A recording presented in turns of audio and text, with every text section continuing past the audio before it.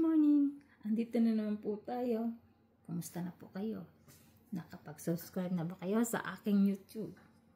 Eto, linis-linis lang. Ito ang trabaho natin. Araw-araw, maglinis ng bahay. Linis dito, linis doon. Okay lang. Malungkot ang buhay.